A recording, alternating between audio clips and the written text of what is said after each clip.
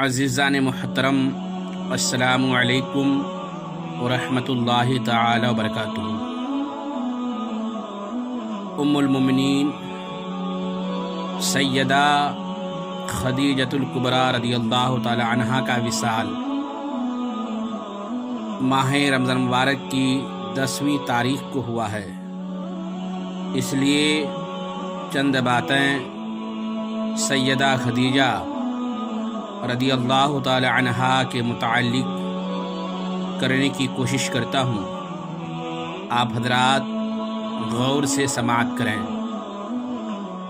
آپ کا نام خدیجہ، لقب طاہرہ اور کنیت ام ہند تھی۔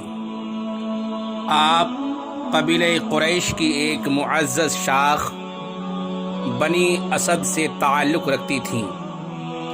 آپ کے والد بزرگوار کا نام خویلد بن اسد اور والدہ ماجدہ کا نام فاطمہ بنت زائدہ تھا۔ آپ کے والد عرب کے مشہور تاجر تھے اور ان کے گھر میں دولت کی ریل پیل تھی۔ آپ شرافت، امانت، ایفائے عہد، سخاوت، غریب پروری، فراخ دلی اور عفت و حیا جیسی اعلیٰ صفات اور خوبیوں کے ساتھ واقع فیل سے 15 سال پہلے 555 عیسوی میں اس دنیا میں تشریف لائیں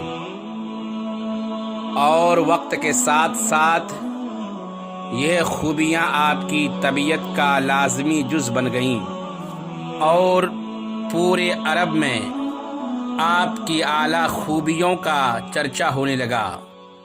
سیدہ خدیجہ رضی اللہ تعالی عنہا کی پہلی شادی ابو ہالہ تمیمی سے ہوئی اور ان سے 2 بیٹے پیدا ہوئے، ہالہ اور ہند۔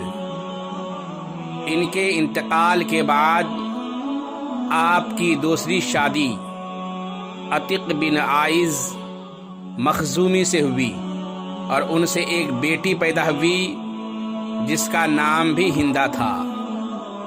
کچھ عرصہ بعد ان کا بھی انتقال ہو گیا تو آپ نے شادی کا خیال دل سے نکال کر اپنے والد کی وفات کے بعد ان کی تجارت کو سنبھالنا شروع کر دیا۔ کاروبار میں نبی کریم صلی اللہ علیہ وسلم کی شرکت۔ سیدہ خدیجہ اپنا سامان تجارت مقررہ اجرت پر دیا کرتی تھیں اور انہیں اس مقصد کے لیے امانت دار اور شریف النفس شخص کی تلاش تھی۔ یہ وہ دور تھا جب محمد بن عبداللہ کی امانت اور دیانت کا پورے عرب میں چرچا تھا اور آپ صلی اللہ علیہ وسلم پورے عرب میں امین اور صادق کے لقب سے جانے جاتے تھے۔ سیدہ خدیجہ نے آپ کو پیغام پہنچایا کہ آپ میرا سامان تجارت شام لے جائیں تو میں آپ کو 2 گنا اجر دوں گی۔ آپ نے اس پیشکش کو قبول فرمایا اور سیدہ خدیجہ کا سامان تجارت شام لے کر گئے۔ شام کے اس تجارتی سفر میں سیدہ خدیجہ کا غلام میسرہ بھی آپ کے ساتھ تھا۔ راستے میں راہب والا واقعہ پیش آیا کہ جس نے نبی کریم صلی اللہ علیہ وسلم کو دیکھتے ہی فرمایا بلا شبہ یہ نبی ہیں اور آخری نبی۔ پھر سیدہ خدیجہ کے غلام میسرہ نے خود بھی نبی اکرم صلی اللہ علیہ وسلم کے حوالے سے چند خرق عادت واقعات دیکھے۔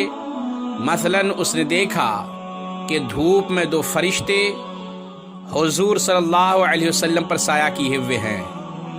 سفر سے واپسی پر میسرہ نے سفر کی ساری روداد سیدہ خدیجہ الکبریٰ کی گوشے گزار کی اور آپ کی صداقت اور امانت کا بھی ذکر کیا۔ اس سے سیدہ خدیجہ کے دل میں آپ سے شادی کی خواہش پیدا ہو گئی۔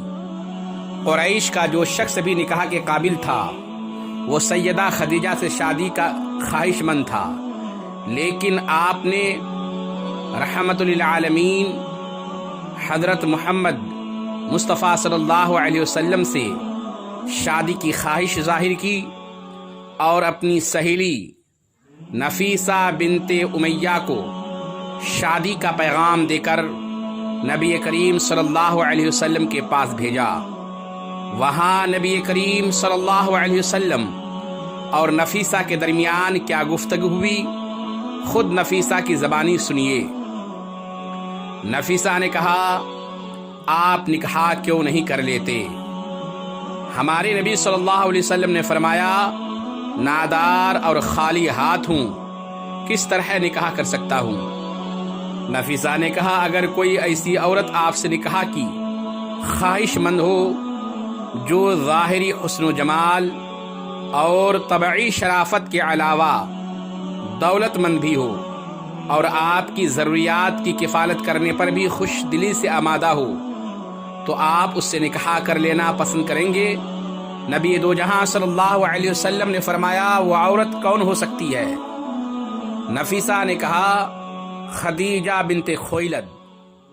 آپ نے اس کا ذکر اپنے چاچا ابو طالب سے کیا تو آپ کے چاچا اس پر خوش ہوئے۔ حضور صلی اللہ علیہ وسلم نے فرمایا، اگر خدیجہ اس کے لیے آمادہ ہیں تو میں راضی ہوں۔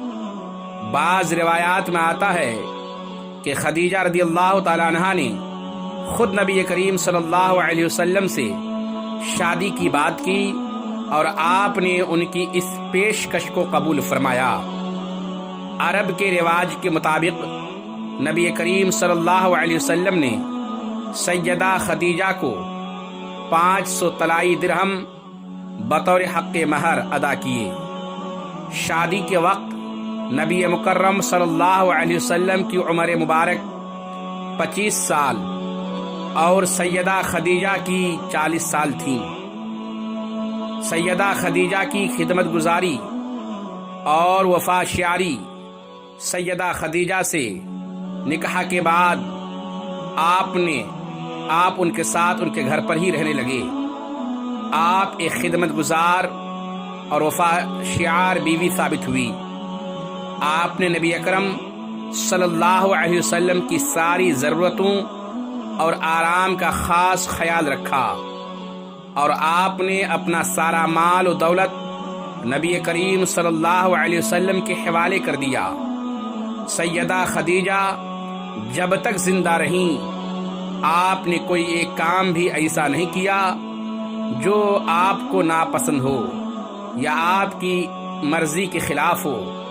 آپ صلی اللہ علیہ وسلم جب غار حرا میں غور و فکر کے لیے جاتے تو سیدہ خدیجہ نبی کریم صلی اللہ علیہ وسلم کے لیے کھانا لے کر جاتی، حالانکہ غار حرا مکے کی آبادی سے 2-3 میل کے فاصلے پر ہے اور اس کی چڑھائی بھی کافی مشکل ہے، لیکن آپ نے سب کام بخوشی کیے۔